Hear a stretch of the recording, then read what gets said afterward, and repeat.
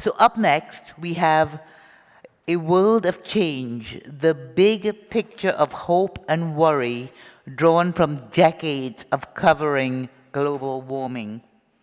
Our speaker is Seth Borenstein. He's a science writer with the Associated Press, and to say he has seen it all and written about it all would be an understatement.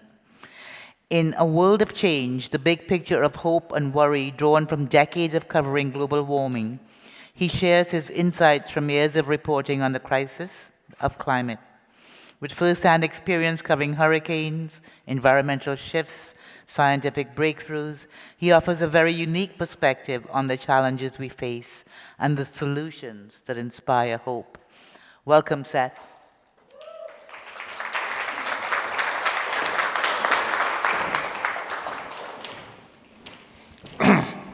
Thank you, and thank you for the whole Volo team for inviting me and doing everything here that is making things run so well. Now, let's see if I can keep that going. Good. So, one thing first, before I get into that, I'm so happy the Volo Foundation is very much data-oriented and data-driven, because so am I, and it's what I speak. My language is actually spreadsheet more than anything, so luckily I will not show you any spreadsheets. But as a science writer, I have to give you a science reference to start. Hopefully, does everyone know the Schrödinger cat thought experiment, with a cat in a box and some kind of mechanism, often something radioactive, that may kill the cat, but we don't know if the cat is alive or dead. And because of that, in the thought experiment, the cat is both alive and dead. That's our planet right now. It depends on all the way you want to look at it. There are so many indicators in both ways that everyone wants to make things black and white. My editors certainly want to make things black and white. It's the human nature. Make it simple. Unfortunately, the real nature is not simple. So let's go through, if you don't mind, the grayness of the Earth. So where are we as a warming planet? The best, again, like I said, going to give you numbers. 59.18 degrees Fahrenheit, that was the global average temperature last year. That happens to be 1.6 degrees Celsius, or 2.9 degrees Fahrenheit greater than the pre-industrial age. This is how scientists measure climate change. 1.5 degrees Celsius, which we are actually above, but the measured in the long term, is the goal to limit, that's the threshold in the 2015 Paris Agreement. So we've temporarily gone over it. But a lot of it, when you want to talk about where we are, first you have to think about where do we start. So with the number I just gave you, that goes back to pre-industrial. So let's start with basically the discovery of global warming, 1856, Eunice Foote.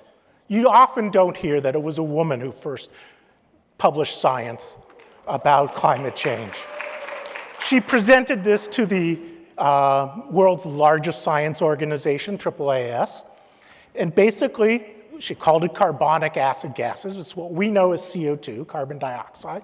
She did experiments, real experiments, with temperature and CO2, and look at this. If you see it in the, it's about 20 degrees warmer in CO2. You can do this experiment at home. Hopefully your children do this sometimes. But that, to be honest, one of the things I hate about when scientists, the United Nations, talk about global warming since pre-industrial, I'm one of the oldest people here. I even wasn't around in pre-industrial times. It's best to think about it to more recent times. So we could start in 1965, when Lyndon Johnson, in a message to the United States, message to Congress, mentioned steady increase in carbon dioxide from the burning of fossil fuels. We could start in 1979. National Academies of Sciences said it will lead to a warmer Earth. 1988, NASA scientist James Hansen told Congress it's already happening now. It was a hot day in June. They actually had closed all the windows in his congressional hearing to make things hotter, but it was already hot. But I'm going to start my talk with 1992 because that was the Rio Earth Summit, and 33 years ago is a nice one-third of a century. It's when the UN decided, and the nations of the world decided to sort of get serious about climate change. The word sort of key here. Since 1992, this is the trend of global temperatures, annual global temperatures.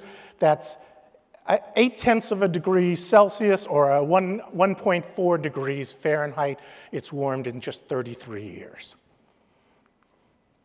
And here in Florida, where I used to live for 10 years, so even though I'm in Washington now, I still have my heart. I'm so happy to be back. This is how Florida has warmed since 1992, 2.6 degrees Fahrenheit. Since 1992, the world has put, do you see this number here? This is not single digits, it's not hundreds of thousands, it's not millions, it's not billions. That's 1.7077 trillion tons of carbon dioxide in the air since 1992. But the interesting thing is, remember, a ton is 2,000 pounds. So it's really, and now we're not even in trillions when we do the math here. This is quadrillions, which is billions of millions, or millions of billions if you prefer. 2.1 billions of millions of pounds of carbon dioxide put in the atmosphere since just 1992. Just to put it in perspective, Epcot's ball, that's carbon dioxide is not 139 times, but 139 million times the weight of Spaceship Earth. So, in 1992, the world's top scientists, that was one of the first times they came together in the Intergovernmental Panel on Climate Change and said, we are on path for 7.2 degrees Fahrenheit from pre-industrial times, or I like to put it almost 5 degrees from now. That's pretty depressing, isn't it? This is what that 1992 report had. I stole this directly from it. They had these scenarios, business as usual, scenario B, C, and D. And since I am old and have been covering this a long time, for all these years, we ignored scenarios B, C, and D because, to be honest, we weren't even on business as usual. We were above business as usual. We were hoping to get down to business as usual. So that was the scenario we were on. And since that's a Celsius, you have to convert it. So before I continue, I want to bring in current things that have happened in the last day and a half. So that's not on my slides, because I had to give the slides to the Volo Foundation a couple weeks ago. So yesterday, the Environmental Protection Agency and its new administrator, Lee Zeldin, announced 31, those of you who grew up going to Baskin-Robbins, that's a special number, 31 different actions, many would call them rollbacks, of environmental rules, many of them climate change, including, say, looking into the key finding of endangerment, which is basically the US government saying carbon dioxide endangers the planet, endangers public health, and thus it can be regulated. They're going back to try to say it's not a danger. Administrator Zeldin in the Wall Street Journal yesterday wrote, quote, "We are driving a dagger through the heart of climate change religion." First off, climate change isn't a religion, it's data-driven, which is different than religion. But I want you to remember the word religion, because we'll come back to that at the very end, okay? So this makes it even more depressing. Today, the International Energy Administration released some figures on oil and natural gas usage in December of 2024, the latest data. Oil usage is up 1.2% from a year ago. Natural gas usage is down 0.9%. So that's a little mixed there. They're not the only ones who are presenting new data today. There was a brand new data set on birds in the United States. 42% of land birds we've lost 42% of land birds since 1970, 20% of waterfowl since 1970. And I have to give you this is from a couple weeks ago, but it was a story I wrote, and I happen to love insects even more. Butterflies are down 22% since 2000, so that's only in 20-some years. And I used to have a butterfly garden, so that's kind of depressing, right? But on the other hand, if you remember what Lee Zeldin said, also today, you heard earlier from Yale Climate Connections. Luckily, she did not use this, but today Yale Climate Connections released some new surveys, and among the surveys, 70% of Floridians said that the US economy should become 100% clean energy. 70%. That's 4% more than the national number. And 75% of Floridians, which is actually 1% less than national, think carbon dioxide needs to be regulated as a pollutant. So now let's get back to also where we are. So those figures I showed you before were from the Intergovernmental Panel on Climate Change. The most recent IPCC report uses these silly, well, not silly, these are scenarios.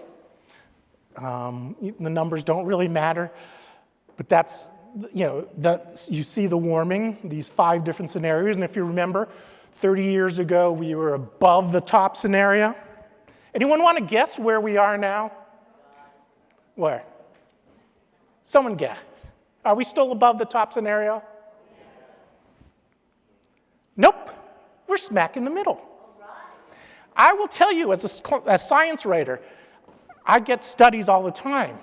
And for a couple decades, everyone used the top scenario, and that's it.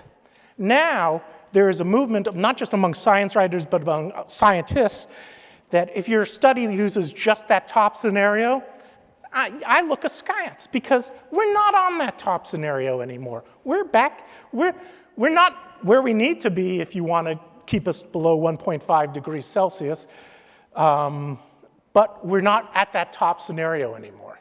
We're somewhere in between the middle and the next to top. So that's something, right? So in 2015, when the Paris Climate Agreement was being negotiated, Climate Action Tracker, which is a group of scientists, had said the world was en route to a 6.6 degrees Fahrenheit of warming since pre-industrial. It was 7.2 before. So now we're 6.6. Slight improvement, right? Now the same group says we're at 4.9 degrees Fahrenheit of warming since pre-industrial. That's about half, well, not half, about half, but that's a future of about 1/3 less warming than predicted 33 years ago. So that is something. CO2 emissions in the United States have dropped 5% since 2005. European emissions are down nearly 1/3 since 1992. Why? Cost of energy, of renewable energy. Look at this. This is solar voltaic. That's this one right here, going from way up here down to nearly below onshore wind. So these are the 2 cheapest.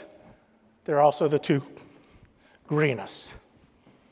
along with nuclear, which is also does not have greenhouse gases, but it's not exactly cheap. Here's electric vehicle sales. That's, look at that, that's an incredible increase. This is not just in the US, this is global. This is driven globally. So what I want you to think about as we do this is the idea, well, let me put it this way. Since I write about climate change, I write about hurricanes, I've covered hurricanes and disasters and climate change since pre-Andrew. I was here for hurricane, I was in Miami, and I was in South Florida for Hurricane Andrew. I was writing about it, I was writing about Hurricane Hugo. Hurricane Andrew took a little bit off my roof, even though we were a little far away, thanks to our neighbor's mango tree. So I write almost always about bad news. So I often get asked, how are you not depressed? And the funny thing is, when I talk to climate scientists, which is pretty much all I talk to, all the people I talk to, almost none of them are depressed. Why would that be the case? So this is a couple, both climate scientists at Stanford, Stephen Schneider and Terry Root. Steve Schneider died a few years ago. Steve Schneider, until he died, was one of the world's most preeminent climate scientists. He wrote all about climate science. He also had this horrible, he had a very rare form of cancer, a horrible form of cancer. He wrote a book called The Patient from Hell, which was a interesting book. And his wife, Terry Root, who is now retired, but she was a butterfly expert, so how can you not like a butterfly expert? But she was mostly writing about climate change's effect on animals. And I was visiting them. This was after he got better, Steve got better. And I was visiting them for a story, and Terry told me this anecdote that I just have to share with you. Steve was in the hospital. He was asleep in his hospital room, getting treated for cancer. And Terry was sitting by his bedside as he's asleep. The oncology nurse comes in to chat with her and asks her what she does. And she says, I'm a scientist, I study the effects of climate change on animals and plants. And the cancer nurse turns to her and says, what a depressing job. And then Terry and Steve just start laughing, just like you, because, it is a depressing job, but there's still hope. And I want you to, that's what they had, and she still has, and you need to have in the most depressing times.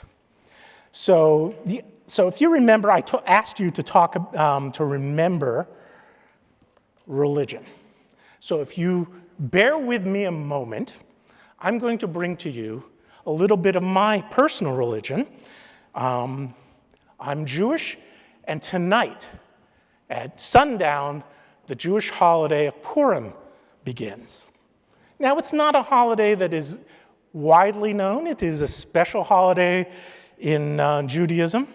It is one of two holidays where Talmudic law says not only should you celebrate, but you should get drunk. It's a holiday where I learned to drink vodka thanks to my rabbi in college, and where I nearly got arrested for dancing with the Torah, which is the Jewish Bible, in the plaza of Boston University. They didn't like us doing that. So the story of Purim dates back to ancient Persia. There was this king, and he had an advisor named Haman, who decided to blame everything on the Jews. an age-old story that's not too, keeps coming back, and said, you should kill all the Jews. Now, the king's wife was a woman named Esther. The king did not know it because she kept it quiet, but Esther was Jewish. Esther and her cousin, there's all sorts of debates on what he was, but a man named Mordecai, they basically said, wait a minute, this is wrong. They stood up to the pressure of Haman. They stood up to the hate, and they won. And basically they put a stop to the killing. And Haman, by the way, ended up being the only one killed. So to celebrate, we drink, we party, and we donate to the poor. And I am the next to last person between you and drinking. So I wanted to end with that, and I guess I have a couple minutes for questions. If anyone has a question, otherwise, we can almost get to the drinking.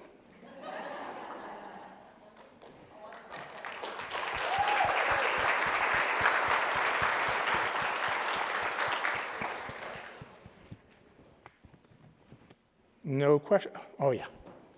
What are some of the pieces of journalism you read that do a good job of reporting on climate? Ooh, that is a good question. I'll mention reporters who I respect, very much so. In the New York Times, Lisa Friedman of the New York Times is a friend of mine, and she makes my day miserable almost every day. Because she's an incredibly good reporter who does a better job than I do and beats me all the time, and it's just like, but she's a wonderful person and incredible. If you see any story by Lisa Friedman in the New York Times, you can definitely rely on it. At Axios, I highly recommend Andrew Friedman. The Guardian does some very good work on climate. Sometimes they might go a little further than I'm comfortable with. I'm a print person, so I'm not going to go into to broadcast journalism, not to insult any broadcast journalists, but I don't pay nearly as much attention to television as I probably should. But that's, I would go. There are actually, there's a wonderful couple of programs out there that help journalists promote good climate reporting. One is called Covering Climate. Another is by Climate, which is with Climate Central, and I highly recommend them. Climate Central is an interesting place. It's a combination of journalism and scientists, and we have at least one scientist from Climate Central here, Daniel, who I've talked to in the past, and quoted. He last year did an incredible study on hurricanes of the last several years being stronger, including the ones that hit here. Speaking of hurricanes being stronger, one other thing that happened today, my colleague Kurt Anderson in the room wrote about it, is today the Tampa Bay Rays have canceled their plans to build a $1.3 billion stadium renovation system because of the damage from Hurricane Milton. More damage Hurricane Milton, studies have shown, was goosed by climate change, made wetter, stronger. So. In honor of Purim, I need to drink. Yes. Not Jewish, but I will convert.